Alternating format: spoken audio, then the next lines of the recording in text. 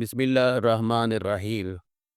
அம் ஹசிபுத்தும் an ததுஹுலுல் ஜன்னத வலம்மா யாத்திக்கும் மதலுல்லதீன ஹலௌ மின் கப்லிக்கும்.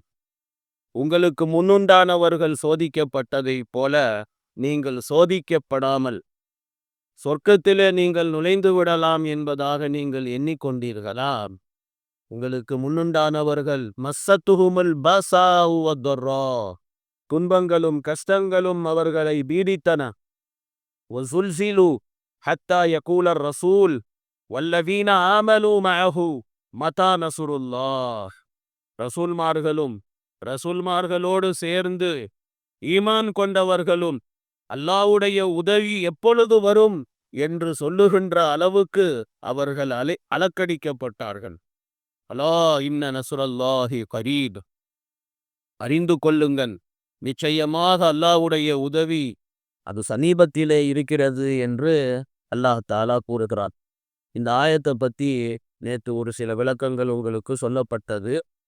குர்ஆன் ஷரீஃபில் இந்த தலையங்கத்திலே இன்னொரு இடத்துல அல்லாஹ் ரப்புல் ஆலமீன் பேசும்போது அலிஃப் லாம் மீம் அஹசிபன் நாசு ஐ யுத்ரகு ஐ யகூலு ஆமன்னா வஹும் லா யுஃப்தனூன். என்ன மக்கள் எண்ணிக்கொண்டார்களா, ஈமான் கொண்டு விட்டால் ஐ யகூலு ஆமன்னா, நாங்கள் ஈமான் கொண்டோம் என்று அவர்கள் கூறிவிட்டால் அவர்கள் சோதிக்கப்படாமல் அவர்கள் விட்டுவிடப்படுவார்கள் என்று எண்ணிக்கொண்டார்களா? நாங்கள் முன்னால் வாழ்ந்தவர்களையும் நாங்கள் சோதித்து இருக்கின்றோம். உண்மையாளர்கள் பொய்யாளர்கள் என்று நாங்கள் தனித்தனியாக சோதித்து இருக்கிறோம் அப்படின்னு சொல்லிட்டு இப்படி அல்லாஹ் தாலா குர்ஆன்ல இன்னொரு இடத்துல அல்லாஹ் பேசி காட்டுகின்றான். அதே போல சஹாபா பெருமக்கள் அவர்களை யௌமுல் அஹ்ஸாபிலே அவர்களை முழுமையாக சோதிக்கப்பட்டது. யௌமுல் அஹ்ஸாப்னா என்னது? ஹந்தக்குடைய போர், அகல் யுத்தம் அப்படின்னு சொல்றோம்ல. அந்த அகல் யுத்தத்திலே, ஹந்தக்குடைய போரிலே சஹாபாக்கள் முழுமையாக அவர்கள் சோதிக்கப்பட்டார்கள். குர்ஆனே அதை பத்தி பேசுகு. குர்ஆன் ஷரீஃபில் அல்லாஹ் சொல்லுவான், இது ஜாஊக்கும் மின் ஃபௌகிக்கும், அந்த காஃபிர்கள் உங்களை மேலிருந்தும் கீழிருந்தும் சூழ்ந்து கொண்டார்கள். எப்பொழுது அவர்களுடைய கண்கள் பயத்திலானதோ, இதயம் இருக்கின்றதே அது பயத்தினால் தொண்டை குழி வரையிலும் வந்ததோ, அல்லாஹ்வினுடைய விஷயத்திலே சந்தேகம் கொள்ள ஆரம்பித்தார்கள். அந்த இடத்துல பார்த்தீங்கன்னா எல்லா மூமின்களையும் அல்லாஹ் ரப்புல் ஆலமீன் சோதிச்சான். அல்லாஹ் அப்படியே பிழிஞ்சு எடுத்தான். முனாஃபிக்குகள், பலகீனமான ஈமான் கொண்டவர்கள், அவங்கெல்லாம் சொல்லவே ஆரம்பிச்சிட்டாங்க வாயால, அல்லாஹ்வும் அல்லாஹ்வுடைய ரசூலினுடைய வாக்குறுதிகளும் எல்லாம் ஏமாற்று வேலையா அப்படின்னு சொல்ல ஆரம்பிச்சிட்டா. யாருடைய ஈமான் உறுதியாக இருந்துச்சோ அவங்க மட்டும்தான் இந்த மாதிரி வார்த்தைகளை எல்லாம் பேசல. ஹிர்கல் அரசர் இருக்கிறாரே, இவர் அபு சுஃபியான் இடத்துல குஃபருடைய நிலையை பற்றி அவர் கேட்டார். அப்போ அவர் கேட்குறாரு, நீங்கள் யாரு கண்ணன் நபின்னு சொல்லிக்கிட்டு இருக்கிறாரோ அவர் கூட நீங்கள் சண்டை போட்டிருக்கிறீங்களா அப்படின்னு சொல்லி கேட்டார். அப்போ அந்த ஹிர்கல் அரசர் இப்படி கேட்ட உடனே அபு சுஃபியான் சொன்னார், ஆமாம், அவங்களோட சண்டை போட்டிருக்கிறோம். சண்டையில் எப்படி அவங்க தான் ஜெயிப்பாங்களா அப்படின்னு சொல்லி கேட்டப்போ, இல்லைங்க, நாங்கள் சில நேரங்களில் ஜெயிச்சிருக்கோம், அவங்க சில நேரங்களில் ஜெயிச்சிருக்காங்க அப்படி சொன்னார். அப்போ ஹிர்கல் அரசர் சொன்னார், நபிமார்களெல்லாம் இந்த மாதிரி தான் சோதிக்கப்பட்டாங்க. ஒரேடியாக அல்லாஹ் அவர்களுக்கு வெற்றியே கொடுத்துட்டே இருந்துட மாட்டான்.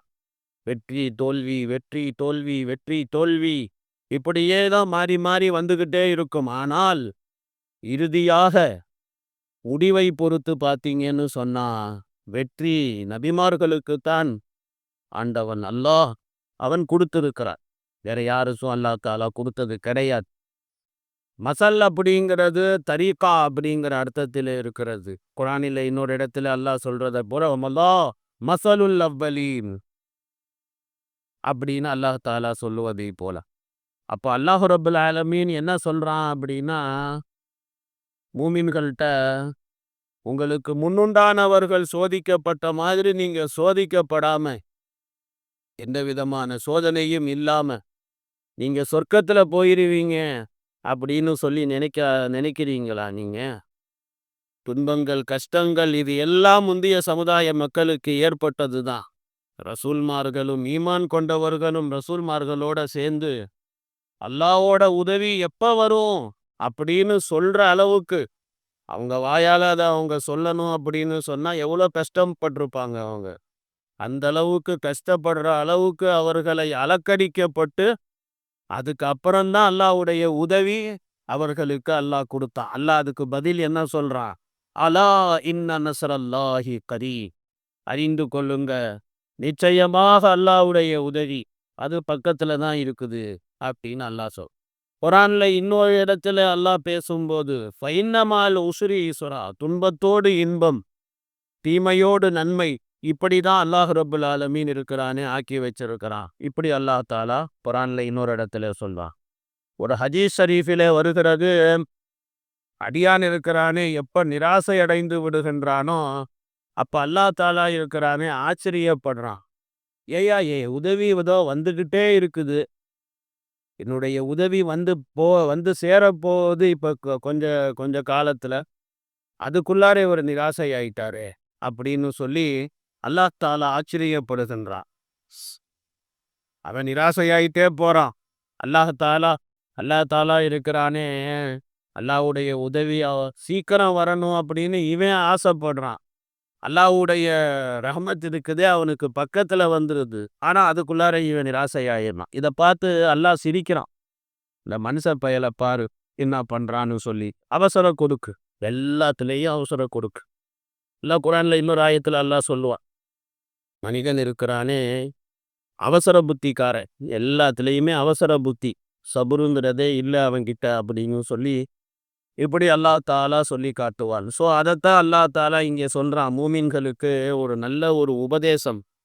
உலகத்துல கஷ்டமே இல்லாம வாழ்ந்துருவோம் அப்படின்னா இது உலகம் இல்லைங்க, இது சொர்க்கமாயிரும். அப்புறம் இது உலகம்னோ, இந்த உலகத்துல கஷ்டம், துன்பம், இன்பம், சந்தோஷம் இது எல்லாமே இங்க இருக்கு. அதனால எதுவும் நிரந்தரம் கிடையாது. சந்தோஷமும் நிரந்தரம் கிடையாது, துக்கமும் நிரந்தரம் கிடையாது. எல்லாம் மாறி மாறி வந்துக்கிட்டு போய்கிட்டு வீட்டு மெஹமானுங்க மாதிரி வருவாங்க போவாங்க அவங்க. அது மாதிரி நம்ம வச்சுக்க வேண்டியதுதான்.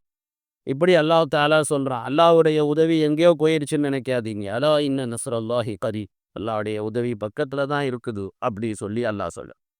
பிறகு அடுத்த ஆயத்துல அல்லாஹ் ரப்புல் ஆலமீன் யஸலூனக மாதா யுன்ஃபிகூன் குல் மா அன்ஃபக்தும் மின் ஹைர், இந்த ஆயத்துல யார் யாருக்கெல்லாம் செலவழிக்கணும் அப்படிங்கிறத பத்தி அல்லாஹ் சொல்றான். காசு பணங்களை யார் யாருக்கெல்லாம் செலவழிக்கணும், அவங்க யார் யாருக்கு செலவழிக்கணும் அல்லாஹ் ஒரு பட்டியல் போடுவான். அது இந்த ஆயத்துல சொல்லப்பட்டிருக்குது. அது இன்ஷா அல்லாஹ் நாளைக்கு பேசுவோம். சுப்ஹான் அல்லாஹி வபிஹம்திஹி சுப்ஹானக அல்லாஹும்ம வபிஹம்திக நஷ்ஹது அல்லா இலாஹா இல்லா அன்த நஸ்தக்ஃபிருக.